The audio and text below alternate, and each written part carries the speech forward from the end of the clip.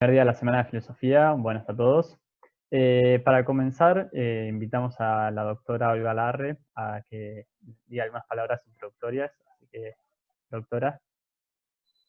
Con todo gusto. Mi idea es acompañarlos en esta actividad que han decidido realizar. Muchas de las actividades previstas para este año se suspendieron, de manera tal que felicito al Centro de Estudiantes porque ha tenido el coraje de decir, bueno, vamos para adelante, si sale con errores, sale con errores, pero lo intentamos. Y de manera tal que eso, lo felicito por la revista. Es un orgullo para la Facultad de Filosofía que la revista del Centro de Filosofía y de graduados ahora haya alcanzado el nivel 1 de CONICET. Es ejemplar lo que han hecho, es ejemplar. De manera tal que como las evaluaciones van y vienen, hagan el esfuerzo de continuar en la misma línea para no perder el terreno que han ganado. Así que felicitaciones por ese esfuerzo también. Y agradezco al centro, agradezco a los profesores que colaboran. Uno tiene una agenda mucho más intensa y sin embargo han encontrado ustedes personas generosas que colaboran con el centro. Así que agradezco a ambos. Bueno, me dispongo entonces a escuchar la primera de las conferencias. Muchas gracias, Olga, por las palabras. Antes de presentar al primer expositor, les pedimos que a lo largo de la exposición mantengan los micrófonos apagados, así no hay intervenciones. Y bueno, las preguntas las podrán hacer al final. Seguramente por ahí muchos habrán disfrutado la Semana de Letras de la semana pasada. Esta vez ahora empezamos con la filosofía. Y nuestro primer expositor es el profesor Juan Torbidoni, es licenciado en Filosofía, máster en Humanidades y Pensamiento Social y doctor en Literatura Comparada. Es profesor de la carrera de Filosofía de la UCA en la Cátedra de Pensamiento Iberoamericano y trabaja temas de filosofía y literatura, teoría crítica y filosofía de la historia y de la cultura. Así que muchas gracias, profesor, por estar acá y le damos la palabra. Bueno, muchas gracias, Facundo. Ya Olga me evitó los primeros 2 o 3 comentarios, pero los digo muy, muy cortitos. Felicitar enormemente al Centro de Estudiantes por esto, y ni hablar que por la revista Tábano, que me parece una maravilla. Así que muy entusiasmado de ver cómo trabajan, y por supuesto agradecerles que me hayan convocado, ¿no? Un poco inconscientes en eso, pero bueno, eso se los podemos dejar pasar. Y aparte me pusieron primero para esta semana, así que la presión es enorme. Una gran responsabilidad, espero estar a la altura. Pero bueno, les confieso que estoy un poco nervioso porque es difícil, ¿no? Por Zoom dar una charla larga, hacer una intervención es una cosa, y dar una charla cuando uno no les ve las caras a las personas, aunque les agradezco ahí que estén conectados y que miren, porque es difícil poder leer las caras y ver si a uno lo están siguiendo o no, si uno se está enredando demasiado, que seguramente me enrede un poco. Pero bueno, en cualquier caso me tienen paciencia, ¿sí? Si me ven muy trabado me esperan, si me ven trastabillar, no se preocupen, ya habrá tiempo, así que me lo voy a tomar tranquilo. Bueno, entonces el tema que nos convoca hoy es este debate entre dos figuras o dos gigantes del pensamiento del siglo XX, ¿sí? Y curiosamente o irónicamente quizás un poquito periféricos al canon filosófico, ¿no? Por lo menos a Hans Blumenberg yo nunca lo escuché en toda la carrera, y lo descubrí recién cuando estuve en Estados Unidos, si bien es un autor importante y también está presente, circula, pero digo que no se lo pone en el centro de la escena, y a Karl Löwith se lo pone un poco más adentro de la escena, pero nunca se lo compara a los grandes pensadores del siglo XX, me parece, ¿sí? A pesar de que de alguna manera él encarna muchas corrientes y muchas controversias del siglo XX, controversias centrales. Entonces los dos libros o las dos obras, de alguna manera, en disputa en esta discusión que les ofrezco hoy, son, por un lado, este libro que publica el filósofo Karl Löwith en 1949, ¿sí? Publicado originalmente en inglés, aunque Löwith era alemán, ahora vamos a hablar de eso, que se llama El sentido de la historia, ¿sí? Se publicó como Meaning in History, y lo publica la Universidad de Chicago. ¿Sí? Un libro muy importante y fundamental para entender la filosofía de la historia en el siglo XX. Y el otro gigante, esto es como una batalla, estoy anunciando casi al estilo Luna Park, bueno, acá tenemos a Hans Blumenberg, ¿sí? Este otro monstruo. Fíjense, bueno, el tamaño del libro, ¿no? De uno y otro. Blumenberg escribe 700 páginas, un poco en respuesta a esta teoría que esboza Carl Levitt en este otro libro. Y se llama La legitimidad de la edad moderna.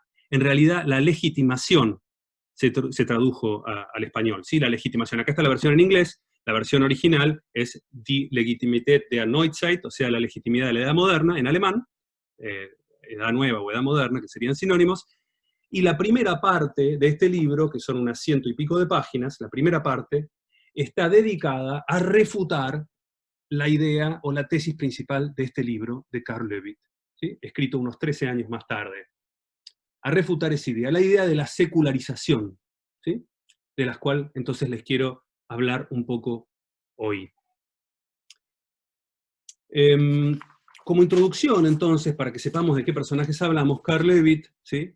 Fue bautizado protestante, viene de una familia de judíos asimilados, pero durante el régimen nazi tuvo que abandonar Alemania por motivos obvios, y si bien se formó inicialmente en Freiburg y después en Marburg, con gigantes como Husserl y Heidegger sobre todo, que fue como su maestro, en 1936 tiene que emigrar a Japón, ¿no? Con tan mala suerte, por supuesto, que Japón va a ser parte del eje y va a tener que volver a emigrar después en 1941 e irse a Estados Unidos, ¿sí? En Estados Unidos lo van a recibir en el seminario de Hartford, Connecticut, por intercesión de otros pensadores muy importantes como Paul Tillich y otros teólogos, y allí va a escribir su obra muy importante, que es De Hegel a Nietzsche, ¿no? Que es una obra cuya lectura recomiendo enormemente, De Hegel a Nietzsche. Y él dice que es un poco la decadencia del humanismo moderno, porque partimos de Goethe o Hegel, y lentamente se va cayendo en el nihilismo de Nietzsche. Él lo admira mucho a Nietzsche, pero dice que es una caída del humanismo en el nihilismo. Esa es una de las dos grandes obras por las cuales se lo recuerda y se lo lee hoy a Carl Levitt. Entonces, De Hegel a Nietzsche. Y la otra es la que nos ocupa hoy, publicada en 1949, piensen ya el contexto histórico, ¿no? Después de la tragedia de la guerra, después de Hiroshima y Nagasaki, de alguien que estuvo en Japón, enseñando en Japón, por supuesto, siglo XX como un siglo de catástrofes, y escribe este libro que se tradujo al español como El sentido de la historia, implicaciones teológicas de la filosofía de la historia, ¿sí? El sentido de la historia, implicaciones teológicas de la filosofía de la historia. En inglés, meaning in history, que ya hay un matiz ahí, ¿no? Sentido y meaning, porque meaning podría ser significado, y en esta traducción al español, sentido ya habla de una orientación, ¿no? O revela algo más claro. Entonces, en 1949, y recién 4 años más tarde, Carl Levitt va a publicar la versión alemana. Y el título que le va a poner es Weltgeschichte und Heilsgeschehen, o sea, historia universal y acontecimiento o evento salvífico, ¿sí? Historia universal y, de alguna manera, acontecimiento salvífico. O sea, la historia pagana, ¿sí? La historia universal, la Weltgeschichte, que es un concepto que se empieza a acuñar en la modernidad en Alemania, sobre todo la idea de que el mundo tiene una historia, y sus orígenes, de alguna manera, sacros, ¿sí? Porque esa es un poco la tesis que va a plantear Levitt. Quizás otro subtítulo posible, digo porque el subtítulo que les leí, Implicaciones teológicas de la filosofía de la historia, hay que hacer una aclaración más, es que en realidad no hay que entender esas implicaciones como lo que implica, sino más bien las presuposiciones, que es lo contrario de implicaciones, ¿no? Implicaciones es, esto implica algo como una consecuencia. Y en realidad, el concepto original, que después lo corrige cuando saca la edición alemana, es Voraussetzungen, o sea, las presuposiciones. ¿De acuerdo? Presuposiciones entonces de la filosofía de la historia. A él le va a interesar mostrar, o develar más bien, o revelar, o dejar al desnudo, que hay ciertas presuposiciones teológicas escondidas atrás de la filosofía de la historia moderna, a la cual en general se considera completamente pagana o secular. ¿Sí? Esa va a ser la principal preocupación entonces. Sacar a la luz, explicitar las presuposiciones teológicas, ¿sí? Teológicas, theologischen Voraussetzungen, de la filosofía de la historia. Bien, digo que otro subtítulo posible, si no fuera este que les dije recién, ¿no? Las presuposiciones de la filosofía de la historia, podría haber sido la génesis de la idea moderna de progreso. ¿Sí? ¿Por qué? Porque el punto de partida de Levitt, lo que más le interesa a Levitt, es hacer una genealogía, para usar un término nietzscheano, ¿no? Genealogía, una génesis en realidad, de la idea moderna de progreso y del entusiasmo con la idea moderna de progreso, ¿sí? Levitt parte de la idea de que las filosofías de la historia modernas derivan de la teología cristiana. Esa es su gran tesis. Si tuviéramos que poner una palabra, básicamente, él dice que las filosofías de la historia moderna, y piensen sobre todo en esta lista de autores, no sé si lo llegan a ver bien, pero en la lista de autores que les puse, ¿sí? ¿Se ve más o menos? Lo voy subiendo entonces. Él parte, precisamente, si uno quiere hacer una genealogía, se va remontando del presente al pasado. Entonces están expuestos al revés. Es muy lindo en ese sentido, ¿no es cierto? Es una retrospectiva, porque parte de Burckhardt, ¿sí? La idea de la cultura del Renacimiento en Italia, después Marx, Hegel, Proudhon, Comte, Condorcet, Turgot, ahí no llego a leer, pero creo que es Voltaire, Vico, etc. Y finalmente la Biblia, the Bible, ¿sí? Ahí lo ven, ¿no? Como el último autor. El origen, básicamente. Está mostrando que todo eso, en última instancia, para Levitt, viene de la Biblia. Algo fascinante de entrada que también hay que marcar. Ni Levitt ni Blumenberg se consideran autores cristianos. Si bien fue bautizado protestante Levitt de origen judío, no es un filósofo creyente, en absoluto. Blumenberg mucho menos, es anticreyente, ¿no? Pero es muy interesante entonces ver esta discusión de cristianismo y modernidad, o más que cristianismo, el mundo judeo-cristiano, el mundo teológico, el mundo de las creencias, y qué relación tiene con el mundo ateo o descreído o secular. ¿Sí? No sé si estoy yendo muy rápido, sé que hablo rápido y hago un esfuerzo para hablar más lento, pero les pido perdón si voy demasiado. La formulación clave, entonces, de esta derivación, les decía, la idea de que las filosofías de la historia moderna, sobre todo en el caso del siglo XVIII, de la Ilustración y del siglo XIX, la derivación, digo, sostiene Levitt, se encuentra en Hegel. ¿Sí? Porque dice que Hegel es aquel filósofo de la modernidad en la cual expresamente, ¿sí? Expresamente se dice que el mundo moderno surgió a través de una Aufhebung, ¿sí? De una suspensión y elevación, o trascendencia, o sublimación, ¿sí? Ese concepto tan complicado de la sublimación hegeliana. El mundo moderno surgió a través de una Aufhebung de la fase de la historia universal que conocemos como la Reforma Protestante. Entonces, básicamente, el mundo moderno viene de la Reforma Protestante, o sea que está intrínsecamente informado por la cultura religiosa cristiana. Eso es lo que dice Hegel. Y lo subraya Levitt. Para él no es un pensador, entre otros, porque Hegel es el único que lo reconoce, ¿sí? Remarca él. Ni en Voltaire, ni en Comte, ni en Turgot, ni en Burckhardt está presente esa idea de que la cultura determinante fue la cultura cristiana. Él no es hegeliano, para nada, en absoluto, pero le marca de alguna manera este mérito. Para Levitt, la filosofía de la historia tiene su origen en la fe judeo-cristiana, en un cumplimiento, realización, ¿sí? Consumación, y termina en la secularización de esa misma fe del patrón escatológico. Repito, para Levitt la filosofía de la historia moderna siempre tiene su origen en la fe judeo-cristiana, ¿sí? Y esa fe judeo-cristiana sostenía un cumplimiento, realización al fin de los tiempos, ¿no? Ahora vamos a hablar de ese eschaton, y termina en la secularización de esas mismas ideas, de esa misma fe, ¿sí? Según el patrón escatológico. El eschaton, saben ustedes, es el fin del tiempo, el apocalipsis, los últimos días, etc. Esa idea de eschaton, dice Levitt, que es lo que esta modernidad filosófica supuestamente atea, etc., seculariza. ¿Sí? Es el mismo concepto, de alguna manera, que se transpone, ahora voy a hablar mejor del concepto, se transpone de un ámbito al otro, y esa es la secularización. El punto de partida del argumento de Levitt, les decía, es la fe optimista en el progreso, ¿sí? Desmedida, podríamos decir. O sea, la idea de que la historia universal es una unidad inteligible, en cuanto la subyace un patrón de progreso continuo e inevitable hacia una condición humana ideal. Entonces ese es el punto de partida, que hay una unidad inteligible en la filosofía de la historia y de que de alguna manera abarca o comprende a toda la historia universal. Pensemos sobre todo en los filósofos del siglo XVIII, sobre todo a partir de Condorcet, y los del siglo XIX como Proudhon, Comte, Hegel.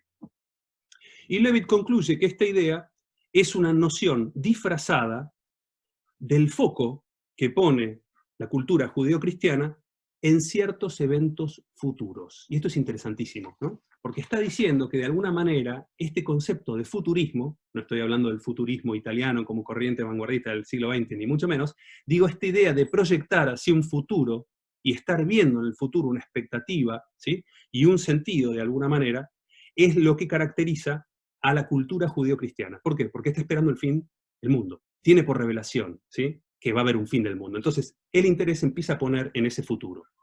Entonces, ese futurismo, dice, en el fondo está disfrazado en las filosofías modernas, ¿sí?, de la historia. Está disfrazado, pero pertenece originalmente a estas culturas judeo-cristianas, o la tradición judeo-cristianas. ¿De acuerdo? Tenemos minutos ilimitados, me cuentan. Bien. Una de las intuiciones centrales, ¿sí?, que llevan a Leavitt a esa conclusión es el contraste evidente entre, por un lado, una visión predominante, ¿sí?, entre esa, de alguna manera, fijación u obsesión, podríamos decir, moderna en el futuro, y por el otro lado, la visión antigua, que de ninguna manera privilegiaba el futuro. En los griegos antiguos no está la idea de cómo va a terminar el mundo en ningún momento, ¿sí? Entonces, de alguna manera, parte de ahí Leavitt. Y dice, por un lado tenemos a la modernidad que está preocupada por un futuro, por una consumación, por un estado, ¿sí?, y un progreso hacia ese estado de la humanidad. Y por otro lado tenemos la cultura antigua, en la cual no existe eso para nada. Ahora voy a hablar un poco más de eso. ¿Y qué pasó en el medio? Bueno, pasó la cultura cristiana, judío-cristiana en sus orígenes, pero sobre todo cristiana, ¿sí? Casi 2 milenios de civilización cristiana, que para él fueron absolutamente determinantes en esa comprensión. Si no, no se explica cómo entró eso, ¿sí? Dice que entonces en la historia antigua se entiende, historia o el mundo, ¿sí?, como una sucesión de ascensos y caídas, de crecimientos y decadencias, ¿sí? Un patrón que resulta análogo a los ciclos naturales de los seres vivos y también de los cielos, ¿no es cierto? Sabemos que en Aristóteles está esta idea de los meteoros que se mueven de una manera eterna, ¿sí?, y siempre regular o siempre cíclica. Y de alguna manera eso está reflejada en la visión de la historia como una historia que de alguna manera se repite con un patrón más bien circular, podríamos decir. Y esto está muy expresado, dice, en la idea, dice Bloom, siempre Leavitt, en la idea del eterno retorno, por supuesto. Entonces tenemos esta cosmología cíclica, para nada lineal, cíclica. Dicho sea de paso, esta es la visión con la que Leavitt se siente más identificado. Si uno hiciera una lectura superficial, diría, está defendiendo al cristianismo y su rol en la historia. No, en realidad él le gustaría volver, de alguna manera estoica, incluso, a esa antigüedad, ¿sí? Y es interesante, ¿no?, esta idea de que las cosas permanezcan y no cambien en un siglo tan convulsionado y tan cruel, tan terrible y tan apocalíptico, un poco como el siglo XX que le tocó vivir a él, ¿no? Pero bueno, eso es un paréntesis. Entonces está esta idea de la cosmología cíclica. Entonces es muy interesante esto también. Él dice que tanto la antigüedad clásica, Grecia y Roma, como la cristiandad medieval, se caracterizan por tener un patrón o una modalidad temporal consistente, ¿sí? Son distintas, son opuestas, pero cada una es consistente en su propio ámbito. La única que es inconsistente en realidad es la filosofía moderna, ¿sí? Ese es el planteo de él, la modernidad. De alguna manera infringe ese principio lógico. ¿Por qué? Porque la cosmología antigua, como les explicaba recién, se trata de una temporalidad que es cíclica, o sea, circular, ¿sí?, y que vuelve o recurre, ¿sí?, o sigue retornando de manera eterna. Entonces, cíclica y eterna. ¿Es coherente que sea cíclica y eterna? Sí, porque siempre de alguna manera revuelve sobre el mismo punto y vuelve al mismo origen. Entonces tiene sentido que si yo sostengo una cosmología cíclica, esa cosmología cíclica sea eterna. Primer paso, antigüedad. Edad Media ahora, ¿sí?, tradición judeo-cristiana. En la tradición judeo-cristiana tenemos un patrón, un modelo completamente distinto a ese, que es el de la linearidad. Y una linearidad que es compatible con una finitud de la historia. Esa historia va a terminar un día, lo sabemos por revelación. Va a venir el fin del mundo, ¿sí? Y nosotros en la historia, sabiéndolo o no, estamos avanzando hacia ese fin que va a llegar en un momento. Entonces hay una linearidad, la idea de que nosotros caminamos en esa historia y que la historia es finita. ¿De acuerdo? Ahora, donde de alguna manera se viola o se transgrede esta ley lógica que asocia la circularidad a la eternidad, por un lado, y a la linearidad, ¿sí?, con la finitud, aparece entonces en la Edad Moderna una idea de que hay una temporalidad lineal que progresa infinitamente. ¿Sí? Entonces hay una ruptura de esta lógica que había entre estos dos modelos de temporalidad, porque estos dos patrones, dice Leavitt, son incompatibles. La edad moderna sostiene entonces, y es muy contradictorio, ¿sí? En palabras de Leavitt, dice que lo que es contradictorio de la edad moderna es su fe en la más absoluta relevancia de la más relativa de las historias, ¿no? Es una fórmula que me parece que está muy buena, ¿sí? Su fe en la más absoluta relevancia de la más relativa de las historias, es decir, la historia humana, ¿no? Es la historia humana la que cobra un protagonismo gigante en ese avance progresivo, infinito, eterno hacia la perfección, ¿sí? Hacia una perfección siempre mayor, mayor, mayor, etc. Bueno, es mucho más complicado lo de Leavitt y yo los invito a leer el libro porque la verdad que si no lo leyeron, yo lo leí en la carrera, o sea que es parte me parece una parte decisiva para entender la historia de la filosofía moderna o la filosofía de la historia moderna. Digamos, no es de difícil comprensión. Pero yo ahora dejo afuera todo el libro, estoy simplemente extrayendo un poquito la tesis central, nada más que eso, por eso estoy sobresimplificando, ¿no? Pero digo, ¿qué implicancia tiene este modelo explicativo, ¿sí? De Leavitt? ¿Cuáles son las implicancias? Bueno, que el pensamiento moderno, dice Leavitt, tiene una conciencia falsa de sí mismo. ¿Sí? Sobre todo en estos autores que decíamos recién, Voltaire, Turgot, Proudhon, Comte, Hegel, Marx, tienen una conciencia falsa de sí mismo. No tanto Hegel, porque dijimos que él reconoce esto, ¿no? Pero una conciencia falsa. ¿Por qué? Porque por un lado, el pensamiento moderno pretende ser expresión de una auténtica racionalidad humana, ¿sí? Auténtica y podríamos decir exclusivamente humana, una racionalidad que es exclusivamente humana. Pero por otro lado, y este es el elemento contradictorio, está la realidad, ¿no? No como se percibe a sí mismo, sino lo que es, que la filosofía de la historia moderna deriva su modelo fundamental de la teología. Lo deriva de la teología. Y esto entonces le instala en un lugar de falsa conciencia, dice Leavitt, ¿no? De falsa conciencia. Más aún, dice Leavitt, y esa sería como la segunda implicancia, puesto que en su contexto original, este patrón del que estamos hablando ahora, ¿sí? De la escatología, estaba imbricado con el concepto de fe, ¿sí? La presencia de este patrón en el nuevo contexto, o sea, el contexto moderno, ese mismo contexto del futurismo, arroja serias dudas sobre la pretensión moderna de absoluta racionalidad. ¿Sí? Como originalmente esa idea o ese patrón estaba atravesado por la fe, informado por lo sobrenatural, ¿sí? Por la teología, el creer que se puede transponer otro patrón puramente racional, dice él, de alguna manera es una ilusión. ¿Sí? Bueno, hasta acá, como Leavitt en unos pocos minutos, ¿sí? Hasta acá es muy interesante porque me parece que Leavitt, por lo menos en el contexto del pensamiento cristiano, es bastante conocido. Como decía, yo lo conocí en la facultad, el profesor Berro dio filosofía de la historia, una materia excelente y muy bien presentado y todo.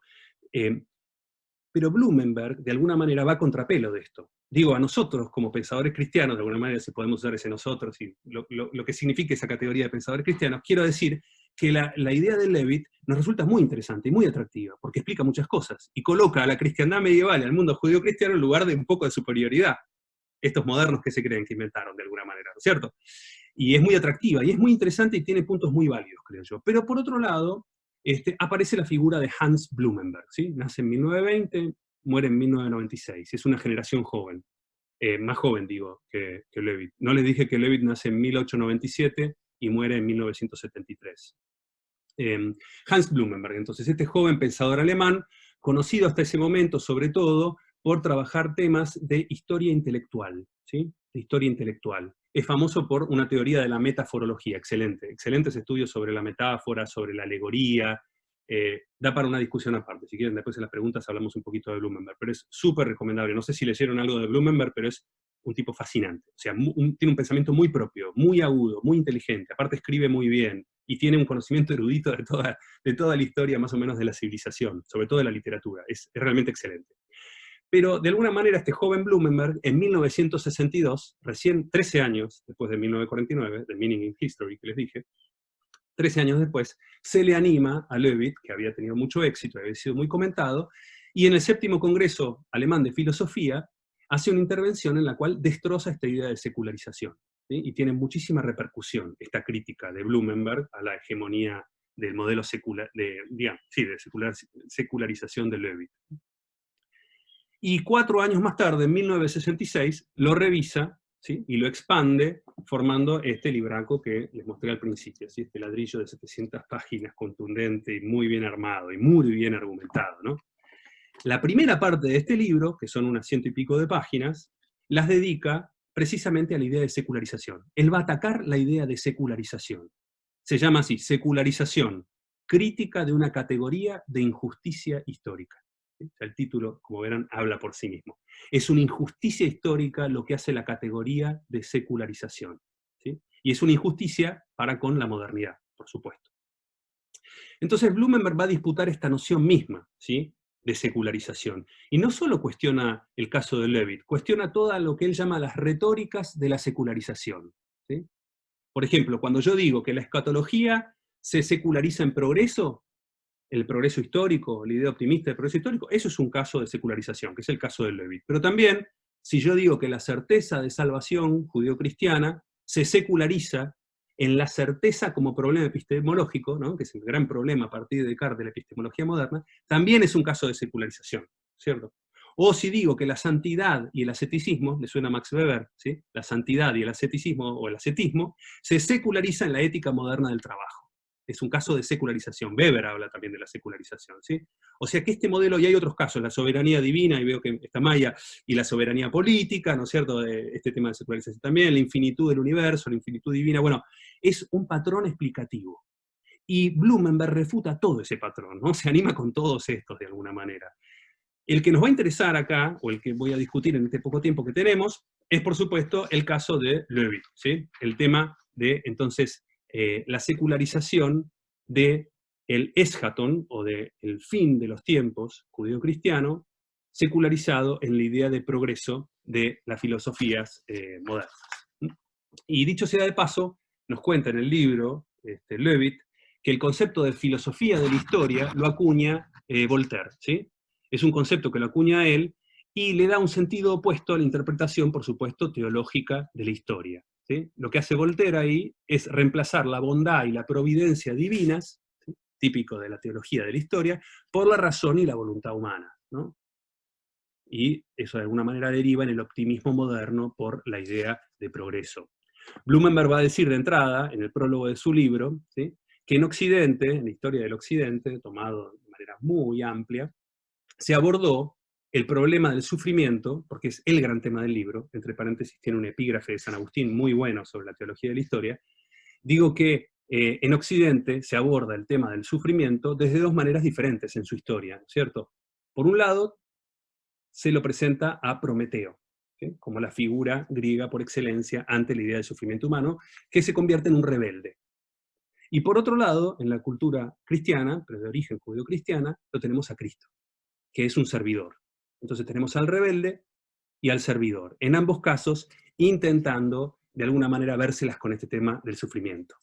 Pero dice Levitt con bastante ironía que ni a la antigüedad ni al cristianismo se les ocurrió la ilusión de la idea de que la historia fuera una evolución progresiva que elimina el mal, ¿sí?, que es precisamente lo que pasa de alguna manera en esta teodicea secularizada, ¿no? La idea de que ese mal se va disolviendo a través de la historia y a medida que la humanidad va progresando, como Hegel, ¿sí?, están de alguna manera aufgehebt o sublimadas todas esas dificultades, problemas. Bueno, está el tema de la astucia de la historia, ya lo conocemos ese tema y no vamos a ir por ese lado. Pero quiero marcar entonces esta idea, la contradicción de la modernidad. En su propia lógica, la cosmovisión griega era coherente. Y en su propia visión, el cristianismo también lo era, desde perspectivas distintas, incluso podríamos decir opuestas, pero eran coherentes, mientras que la modernidad ya no, para él. Entonces, de alguna manera, Blumenberg se va a levantar contra esto, ¿sí? Para Blumenberg, la secularización es una categoría de injusticia histórica, precisamente, dice Blumenberg, porque su objetivo último es deslegitimar a la modernidad, ¿sí?, quitarle legitimidad. Si vos la convertís en una apropiadora, en una secularizadora de cosas que no le corresponden, la estás delegitimizando, ¿sí? Es totalmente ilegítimo, se está apropiando de algo que no le corresponde, de alguna manera. alguien usó una fórmula muy buena, un crítico que se llama Grace, que dice que, según Blumenberg, las teorías de la secularización explican la modernidad con una fórmula. Edad media menos trascendencia. ¿Sí? Punto. ¿No? ¿Entiendes? Entonces, la Edad Media, listo, le sacás la trascendencia y ahí tenés la modernidad. Porque son las mismas categorías, solo que traspuestas. ¿Sí? Eso diría Levitt, de alguna manera, simplificándolo. Y contra eso, entonces, se revela Blumenberg. Y es muy interesante, entonces, el argumento de Blumenberg. ¿Cómo vamos con el tiempo? Porque soy una máquina de hablar y, bueno, cualquier cosa Está bien, está bien. indíquenme que vaya redondeando, pero todavía tengo un montón, así que perdón si estoy tirando demasiado. Entonces, ¿en qué consiste el argumento de Blumenberg? ¿Sí? ¿Cómo responde Blumenberg a este guante que le tira de alguna manera Carl Levitt? En primer lugar, hace una distinción. Blumenberg dice que hay que aclarar, con respecto a la idea de la secularización, dos aspectos diferentes. Por un lado, dice, una cosa es decir que la era moderna es una era secular, que es completamente válido y él, por supuesto, que acepta. Una idea sin noción de trascendencia, de fe, etc. ¿Sí? Es una era secular y él lo acepta. Pero otra cosa es decir que es una secularización de fenómenos o realidades cristianas. Esta es la idea que él no puede aceptar y la que quiere desenmascarar, porque para él es una herramienta para deslegitimar, ¿sí? La modernidad en sus orígenes. Entonces, es una era secular, pero no secularizada. ¿Y por qué? Entonces se pone a analizar la idea de secularización con muchísima agudeza. Marca 3 puntos. Él dice, escondidos atrás del concepto de secularización, cuando lo analizamos, dice Blumenberg, podemos encontrar estas 3, de alguna manera, afirmaciones o implicancias. ¿Cuáles son? La primera, que una sustancia común, y esta palabra es muy importante, que hay una sustancia, ¿sí?, común, y por supuesto identificable, que la puede identificar el teórico, atraviesa una transformación a través del proceso de secularización. Una transformación. Pasa de tener una forma cristiana a tener una forma secularizada. ¿Sí? Esa es la primera premisa, entonces, de que hay una sustancia, y piensen ustedes en Aristóteles, ¿no es cierto?, en el cambio accidental, por ejemplo, si se acuerdan de filosofía de la naturaleza, ahora que está Olga, atraviesa, ¿sí?, ese sujeto o esa sustancia un tipo de transformación, ¿sí?, para llegar a otro estadio, ¿no?, que es la forma secular. Ese es el primer punto, que es el más importante. Pero hay 2 puntos más. El segundo es que también la secularización implica que esa sustancia pertenecía con propiedad al marco anterior, ¿sí?, al marco teórico anterior. ¿A quién le corresponde y a quién le pertenece en este caso? Al cristianismo o a la cultura judeocristiana. No le corresponde, no le pertenece a la modernidad. Le corresponde o le pertenece con legitimidad, si podemos usar ese término, a la era anterior o cristiana. Esto también es muy importante. Y acá hago un paréntesis, ¿no?, nada más, que la idea, el concepto de secularización históricamente viene de la expropiación de propiedad monacal por parte de la monarquía. ¿Sí? Cuando se apropia de ciertas tierras monacales y las vuelve al ámbito secular, eso es la secularización. O sea que tiene un origen material, de una sustancia que se apropia, ¿sí?, en la cual alguien se apropia de algo. ¿Y le pertenecía a quién? Y anteriormente el monacato. Bueno, en este caso dice Blumenberg que esta segunda premisa es que la sustancia pertenecía con propiedad al marco anterior. Y una tercera, que la transformación, esa transformación fue unilateral. O sea, no es el cristianismo el que elige dar eso, sino que es la modernidad la que se va a apropiar de alguna manera de esto. Fíjense que también, sutilmente, está la idea de alguien que se apropia de algo que no le corresponde o no le pertenece. Pero la más importante es la primera, entonces, que hay una sustancia común e identificable que atraviesa una transformación y pasa de forma cristiana a forma secularizada. ¿Sí? Y este es el punto que Blumenberg va a atacar con mayor vehemencia, el que le parece más importante para destacar en el caso de Levitt y para aclarar esta confusión, ¿no?, de Levitt. Y lo primero que va a hacer es señalar y distinguir entre la escatología y el progreso. Él dice que son radicalmente distintas. La idea de escatología medieval y la idea de progreso moderno son completamente distintas. ¿Por qué? Bueno, es evidente. La escatología, ¿sí?, supone que hay una intervención, ¿sí?, una incursión, de alguna manera, la intervención que no es gradual o progresiva en primer lugar, y que viene de afuera, ¿no es cierto? Hay una intervención externa del Mesías o del fin de la historia, del Paráclito, de lo que fuera, que viene a intervenir desde un ámbito trascendente, ¿no? Eso es lo propio de la escatología. Entonces hay una intervención externa, desde la trascendencia. Mientras que en el progreso se da todo lo contrario, ¿sí? Hay un proceso que es inmanente a la historia. Y se procede gradualmente, ¿sí? Por una lógica interna, esa historia va avanzando y se va desarrollando. ¿De acuerdo? Entonces, primera aclaración que hace Blumenberg es, separemos los tantos. Una cosa es escatología y otra cosa es progreso. Y para atacar el argumento de Blumenberg, él está convencido de que lo primero es desarticular esa especie de continuidad perfecta que quiere marcar Blumenberg, ¿no? Levitt, perdón, ya me confundo yo. Ese es el primer paso, entonces, distinguir esas dos. En segundo lugar, Blumenberg cuestiona la continuidad de la sustancia escatológica a través del supuesto proceso de secularización. Y en cambio, y esto es muy interesante, propone una genealogía alternativa de la idea de progreso. ¿Sí? Va a decir, ese origen, por supuesto, no es la escatología medieval, sino que se explica por sí mismo. ¿Y cuál es? Bueno, y acá hago un paréntesis, que es un poco mi lectura de este debate y de esta diferencia que tienen entre ellos dos. Me parece que son dos acercamientos muy distintos dentro de la historiografía, o podríamos decir incluso de la filosofía de la historia, o de la historia de la filosofía, como ustedes quieran en este caso. Porque me parece, a mí, que Levitt está, de alguna manera, inscripto en la corriente tradicional de la teoría de las ideas, ¿no?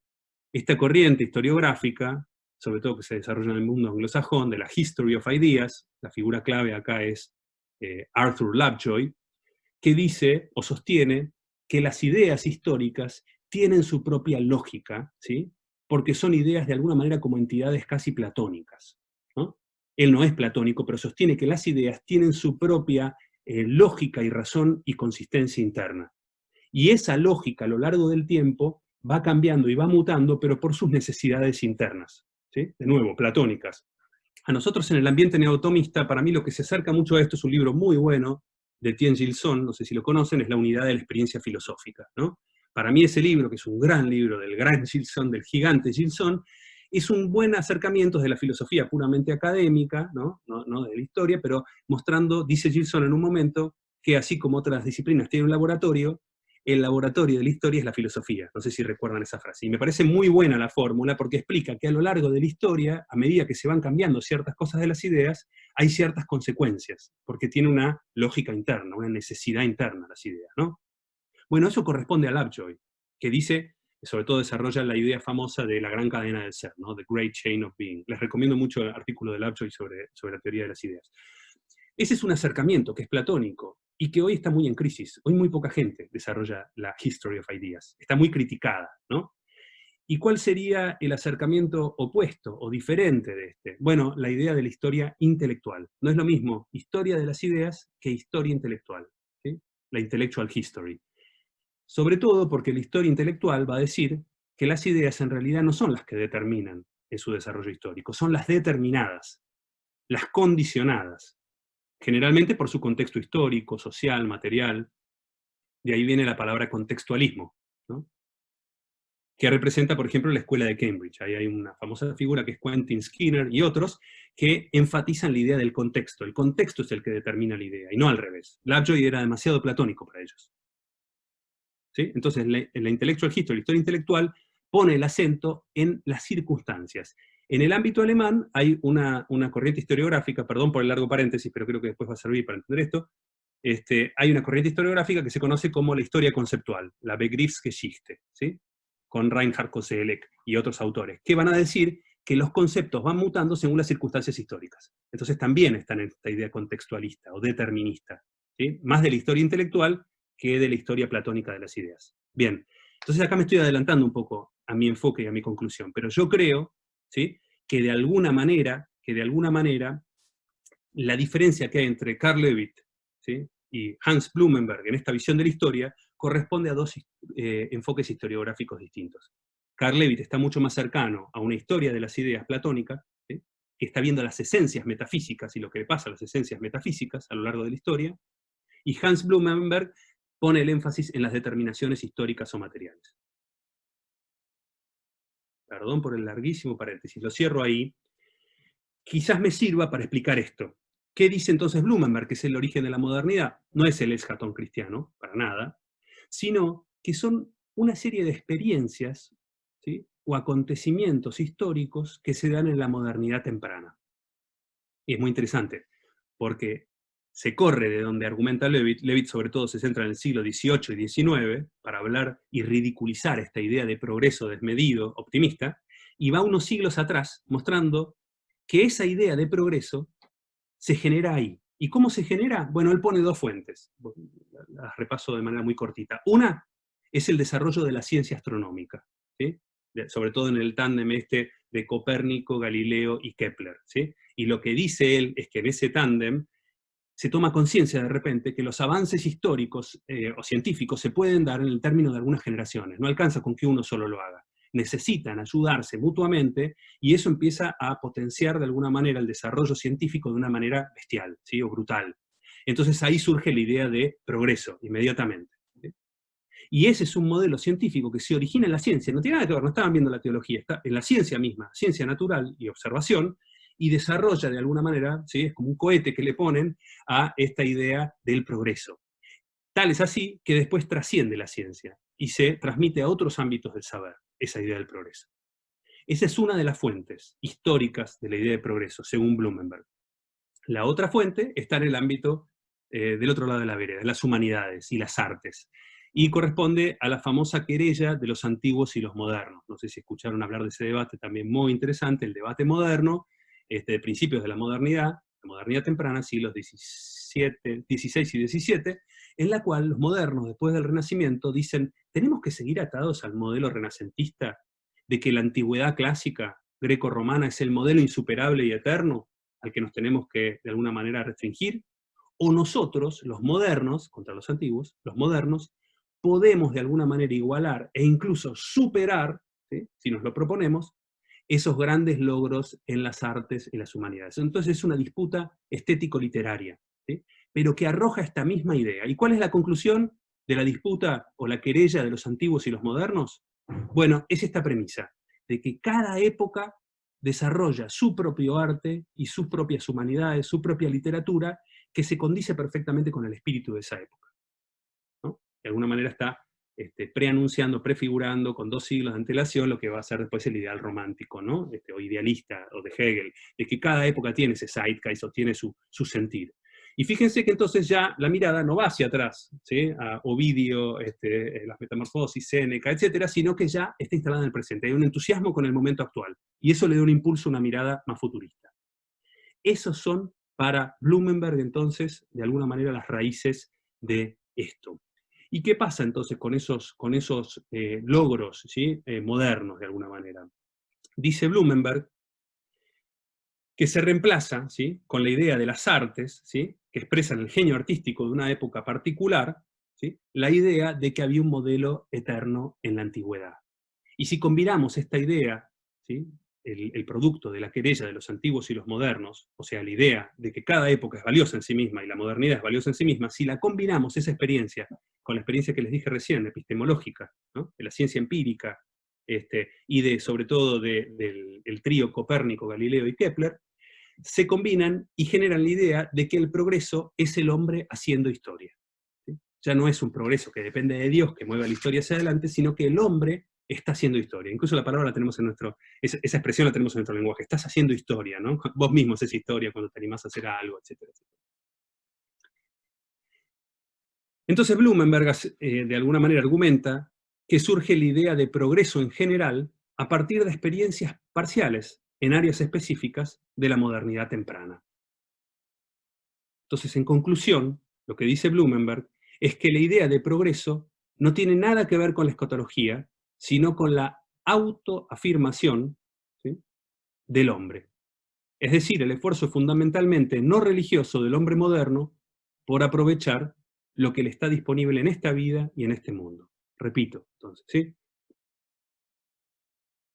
La idea de progreso tiene que ver no con la escatología, sino con la autoafirmación del sujeto humano. La autoafirmación. Y es interesante porque ese es el título de la segunda parte del libro, ¿sí? Selbstbehauptung, ¿no? En alemán, la autoafirmación del hombre. El hombre se afirma. El esfuerzo fundamentalmente no religioso, porque no es religiosa, más bien es antirreligiosa, esa autoafirmación del hombre moderno, por aprovechar lo que le está disponible en esta vida y en este mundo. ¿Sí?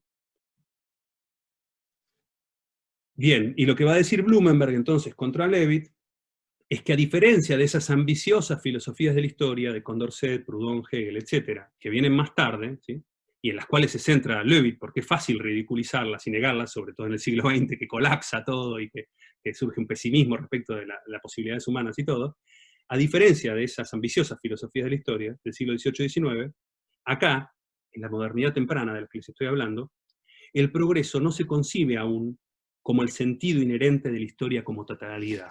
Eso viene después, ¿sí? Eso viene después. El desarrollo de que el progreso es decisivo para toda la historia. Acá tengo dos opciones: seguir con lo que estoy presentando o hacer un salto de cierre, porque no sé cómo estamos con el tiempo. Ustedes díganme, Felipe, o Facundo, porque, perdón, me cuesta organizar el tiempo. Yo voy a seguir. Ustedes cuando me dicen andar redondeando, ¿sí? Empezamos un poquito tarde, entonces dimos un changüí hasta -10, Excelente. pero si quiere puede cerrar y así da espacio para las preguntas, porque ya hay preguntas, entonces. El changüí hasta -10, ahora son -10, leo yo ahí, ¿no? Entonces es un changüí. Claro, pues hace un cierre y damos unas preguntas. Uy, tengo que hacer el cierre. Y puede concluir con las preguntas, puede hacer uso de las preguntas para concluir. Sí, sí. Bueno, claro, aprovecho las preguntas para no contestar las preguntas y seguir con mi charla. Esa es una buena técnica. Cuando me dan preguntas, ¿por qué esto es muy interesante? Porque bla, bla, y sigo con mi charla. Que es una buena idea. Bueno, voy a hacer eso. Entonces, me quiero morir, porque evidentemente me fui demasiado en tiempo y quería cerrar la idea. Pero solo para redondear, entonces, esta idea, después, Levitt le va a responder a Blumenberg, ¿sí? Le va a responder escribiendo una reseña del libro de Blumenberg. Y es muy interesante, porque se va a meter a Gadamer también, así que dos gigantes, ¿no? A Gadamer también lo había atacado. Imagínense lo que es, ¿no?, a Blumenberg tener que lidiar con la reseña de su libro hecha por sus enemigos Levitt, que escribe la mitad de la reseña, y la otra mitad la escribe Gadamer, ¿no? Y van a discutir esto. Solo una palabrita y con esto cierro. Entonces, ¿cómo surge la idea del progreso? ¿Sí? ¿Cómo surge? Si en realidad estos desarrollos que les dije, el desarrollo de la ciencia astronómica y la querella de los antiguos y los modernos, no explica esa ambición desmedida del progreso para responder a toda la historia, entonces ¿de dónde surge? Y acá Blumenberg, de manera también muy ingeniosa, desarrolla una hipótesis. Y él dice que en realidad el problema es que ellos heredaron la pregunta de la edad cristiana. La filosofía moderna heredó la pregunta, por el sentido de la historia, de la edad cristiana. Y trató de reemplazarla extendiendo esta idea de progreso y convirtiéndola en una respuesta absoluta para una pregunta absoluta. Pero lo que debería haber pasado en realidad es que la modernidad, de haber tenido esa capacidad, tendría que haber completamente desestimado críticamente la pregunta. Porque la pregunta misma, dice Blumenberg, ya no tiene sentido en la modernidad. ¿Me explico? Dice Blumenberg que muchas veces en la historia, y es muy ingenioso este planteo, quizás ustedes lo conocen, a mí me resultó muy, muy iluminador, las preguntas filosóficas no siempre preceden a las respuestas. A veces es al revés. Hay una respuesta y hay un contenido, y a raíz de esa respuesta yo me hago la pregunta, ¿por qué está la respuesta? Y el ejemplo que pone, dice, en la antigua cosmología griega no se preguntaban por el origen del mal, ni tampoco se preguntaban por el fin del mundo. Esas preguntas surgen en el cristianismo, pero surgen a posteriori de la revelación de que el mundo fue creado y de que va a haber un fin de la historia, ¿sí? Pone como ejemplo eso. Y dice que la pregunta por el fin de la historia, por el sentido de la historia, the meaning of history, ¿sí? Esa pregunta corresponde a ese tipo de planteos, en los cuales la modernidad tuvo que llenar ese espacio por esa pregunta. Tenía mucho sentido que la Edad Media se la pregunte, pero no tiene ningún sentido que la modernidad se preguntara cuál es el sentido de toda la universalidad o el sentido de toda la historia, ¿sí? Bueno, puedo seguir, vamos a ver si ahora puedo ingeniármelas para torcer las preguntas para llevarlas a lo que me quedó en el tintero. Pero bueno, ahí quedo entonces en manos de ustedes las preguntas que quieran hacer. Bueno, damos espacio para preguntas. Facu Torres, tenías una pregunta, además la pusiste en el chat. Si querías reformular tu pregunta o volver a formular Sí, como la pusiste. sí, la vuelvo a decir. En realidad era una pregunta que me surgió al principio. Yo soy muy mal oyente de conferencias porque me surgen preguntas todo el tiempo y lo que quise hacer fue ir anotando todas las preguntas y se escapó esa, que en realidad era una pregunta vieja. Pero me quedé, sobre todo, Juan, gracias, la verdad que estuvo muy, muy buena. Me quedé, profesor, con el paréntesis. No sé si te va a servir para seguir la charla, porque yo me quedé con el paréntesis, con esto del origen de las ideas, si tiene que ver con la circunstancia, o al revés, o la idea genera la circunstancia, que en el fondo le da también sentido a todo lo que vos planteaste. Yo me preguntaba si no sea una dinámica similar, o si no se lo puede entender desde la misma dinámica que se entiende el lenguaje, ¿no? Desde que el lenguaje da sentido a la experiencia, ¿no? Pero a la vez la experiencia y la circunstancia va haciendo evolucionar al lenguaje en nuevos sentidos. Sí, me parece que está buenísima, es una opinión personal, no estoy autorizado para una respuesta a eso, pero me parece súper válida la analogía, ¿sí? Porque claro, el lenguaje de alguna manera está determinado, ¿no es cierto?, por las necesidades, y después la expresión del lenguaje después crea realidades, ¿no? La idea de que primero el lenguaje es performativo, por supuesto, el lenguaje es activo, puede generar, puede construir, puede salvar, puede sanar, es importantísimo. Y al mismo tiempo ya está determinado, ¿no es cierto?, por ciertas necesidades, incluso hasta biológicas, y está bueno, me gusta el modelo que pone Facu, habría que pensarlo mejor, pero me parece interesante, y también de alguna manera me sirve también como modelo para pensar esto que yo quería un poco proponer. Para mí el equilibrio está un poco entre la historia de las ideas y la historia intelectual. Y a veces, desde la filosofía, nos quedamos puramente en la historia de las ideas, ¿no? Y no vemos que esas ideas están condicionadas históricamente. Pero eso no les quita autonomía, realidad, trascendencia. Me parece que las hace más interesantes, ¿no? Contextualizarlas. El contexto es importantísimo. Y el determinismo. Me parece que no hay que dividir las aguas y crear una falsa oposición entre los materialistas deterministas y los espiritualistas platónicos, ¿no? Me parece que justamente la conjunción de las dos es fundamental. Yo por lo menos en mi historia personal, que me fui un poco de la filosofía, un poco a la literatura, volví a la filosofía y me muevo entre la historia, la literatura y la filosofía, ahí encuentro como una especie de triángulo que me va, no sé, subsanando de los vicios de cada una de esas disciplinas, que los tienen, ¿no? La literatura quedarse encerrada en sus propias subjetividades, la historia ver solo de la causación, aunque obviamente la libertad es fundamental en la historia, pero digo que me parece interesante una combinación de estos distintos enfoques, ¿no? Gracias. No, de nada, al contrario. ¿Alguna otra pregunta? ¿Alguien más que quiera hacer una pregunta, algún comentario? Yo tengo una pequeña pregunta. Sí, dale. Sí, perdón que no prenda la cámara, mi internet no es muy bueno. Entonces, mi pregunta iba más por el lado de si realmente son ideas tan opuestas, ¿no? Me dio la sensación, no conocí estos autores, pero como que se mezclaban muchas cosas, como presupuestos ideológicos de cada uno de ellos, junto con análisis historiográficos y demás. Y si nos centramos en el aspecto más historiográfico duro, pensaría yo, no veo por qué es tan incompatible pensar, no sé, que en la idea de progreso, la modernidad, hayan aportado tanto la linealidad que tomada del cristianismo como el progreso científico de los últimos siglos, ¿no? Bueno, un poco eso, o sea, o en distintos autores afectado de distintas maneras. Por ejemplo, en Hegel es más claro la pregunta por el sentido de la historia, que tal vez tenga un origen cristiano, en otros autores un poco menos, puede ser. Pero eso, o sea, como que tal vez no son tan incompatibles las dos tesis presentadas por estos autores. Un poco eso era mi pregunta. Gracias, Rafael. Veo que te llamas Rafael por la pregunta, y creo que estoy de acuerdo en términos generales, ¿no? ¿Cuál sería la fórmula? ¿Cuál sería un poco la solución o la salida de este conflicto? Y si hay una falsa oposición. Creo que en muchos registros no hay falsa oposición y hay verdadera oposición.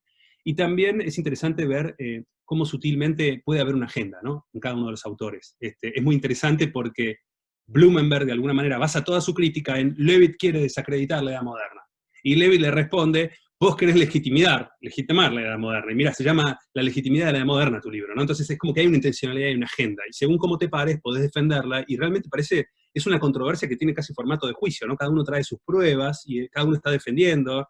Y el hecho que se llame la legitimidad lo instala un poco en el lenguaje jurídico-filosófico, que me gusta, ¿no? Es como la edad moderna del banquillo. Esa sería un poco la discusión. Pero yendo a tu comentario, Rafael, me parece que sí, que se dan las dos. Y por eso yo planteo un poco un intento de salir de esto. Mi propuesta, muy humilde como conjetura, es que están argumentando a distintos niveles, pero los dos son válidos. A ver si esto puede un poco ir en la línea de lo que vos estás proponiendo. Yo estoy diciendo que Levitt está argumentando de la perspectiva de la teoría de las ideas, y de alguna manera se concentra en la causa formal, si tenemos que hablar de las 4 causas aristotélicas, ¿no? espero que no los ofenda este regreso a Aristóteles, pero esta idea de que la causa formal y la causa final, para mí, están mucho más presentes en Leavitt, ¿sí?, como razón argumentativa, mientras que en Blumenberg está mucho más la causa eficiente y material, fíjense, ¿no?, las causas que generalmente asociamos al mecanicismo, o a la reducción mecanicista, pero me parece que están enfocando desde, digamos, de distintos niveles, y que son compatibles, pero están argumentando a distintos niveles.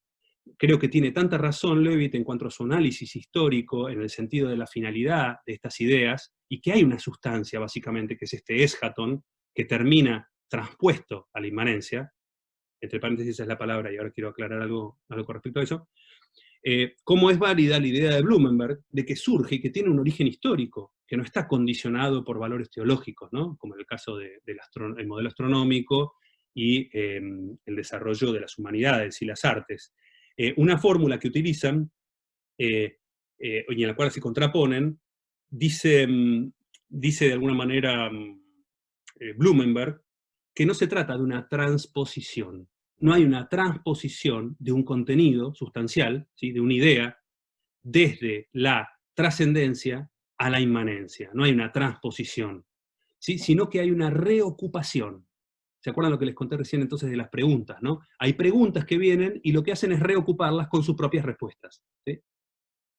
Hay una pregunta, la única continuidad, dice él, que hay entre Edad Media y Edad Moderna no es, de alguna manera, esa continuidad, una continuidad sustancial de respuestas, sino de preguntas, que él incluso critica. Blumenberg dice, no debería haber tal continuidad. En la Edad Moderna tendría que haberse deshecho de la pregunta, así como se deshizo de la respuesta, porque no correspondía, no era pertinente, ¿sí?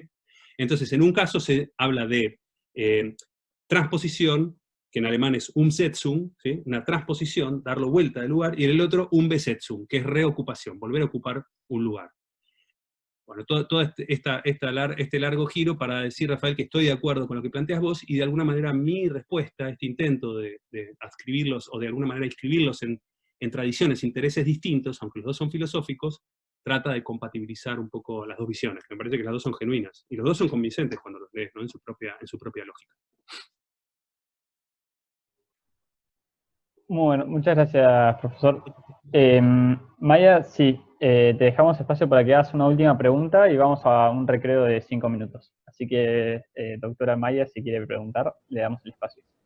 Bueno, muchísimas gracias. Bueno, felicitaciones, Juan, realmente quedó muy bien planteado, algo que hubiera llevado, tenés una gran capacidad de síntesis, porque lograste presentar las dos posturas. Mi pregunta es esta, ¿no? Ya yendo por el tema justamente de las causas, que me pareció muy buena tu respuesta, y ciertamente el pensamiento de Lewis está concentrado en la causa formal, que es la causa final. No nos olvidemos que Blumenberg pertenece también a esta corriente que ha desdeñado a partir de la modernidad la causa formal y la causa final. Por lo tanto, evidente que hace hincapié en la causa eficiente y en la material. Pero mi pregunta es ahora, digamos, más completa para todos los chicos y para, bueno, los que estamos escuchando este debate. A mí me parece que no alcanza enrolarse solo en la historia de las ideas o solo en la historia intelectual, que un buen investigador tiene, o un buen filósofo, tiene que tratar de combinar y no enfrentar estas dos metodologías, porque indudablemente el tema contextual es fundamental. No podemos alejarnos del contextual, pero lo contextual solo no hace a la cuestión filosófica. Es como, digamos, la famosa pregunta que nos hacíamos de principio de la carrera. ¿Al filósofo le corresponde pensar su época? Sí, evidentemente que los antiguos no se iban a hacer una pregunta sobre digamos, justamente sobre la tecnología o el mal uso de la tecnología. Pero nosotros hoy sí estamos con esto. Y además han surgido muchas ramas de la filosofía. Entonces, creo que estuvo muy bien tu elección para mostrar dos modelos, ¿no es cierto? Pero que si se van muy al extremo los dos modelos, ninguno de los dos es totalmente válido. No ya personalizando ni en Lewis ni en Blumenberg, mi pregunta a vos como joven investigador y profesor, ¿cómo, digamos, en tu misma investigación, cómo trabajaste? Bueno, gracias Maya, buenísima la pregunta y estoy absolutamente de acuerdo con vos, que hay que tratar de mantener un balance entre las dos, ¿no? Y el contextualismo. Y de alguna manera, bueno, yo justamente que estoy con Dulce Santiago en la cátedra de pensamiento latinoamericano o iberoamericano, esa es una de las ideas, ¿no? Darle importancia a lo que viene haciendo el padre Locata y tantos otros en el ámbito cristiano hace mucho tiempo, que es contextualizar, ¿no? Las ideas filosóficas y verlas acá, en nuestra época, en nuestro Iket Nunc, o en nuestra historia, qué sé yo. A mí me parece que es muy interesante un balance. Pero también entiendo que a veces la especulación filosófica o metafísica te impide estar viendo el contexto porque vos tenés un determinado foco, y si vos haces pura metafísica, es totalmente respetable, digo eso, ¿no? A mí en particular, y por eso mi respuesta es puramente personal y subjetiva, creo, y tiene esa validez nada más, me resultó sumamente fructífero y tengo un interés muy particular por poner en diálogo estos dos enfoques, ¿no? El contextualista y el no contextualista, o la de la historia de las ideas. Y estoy de acuerdo con vos que hoy hay una especie de inclinación muy fuerte hacia el contextualismo y el determinismo histórico, ¿no? Y muy poquito hacia lo otro, y de alguna manera lo que es abstracto, o lo que, digamos, sí, corresponde a realidades últimas, como diríamos en filosofía, y está un poco desacreditado y dejado de lado. Y creo que el trabajo que hay que hacer es ese, ¿no? Y nosotros quizás que estamos un poco más de ese lado, podemos ir al otro lado, al contextualista, para poder darle más validez a nuestro propio enfoque. No sé, es un intento. Muchísimas gracias. No, al contrario, un placer. Bueno, gracias profesor por la exposición. Hacemos 5 minutos de recreo o 4, volvemos ahora y 10, si les parece, un mini break, y volvemos con la próxima exposición. Gracias a Genial, todos. gracias a todos también por la paciencia. Seguimos en un rato.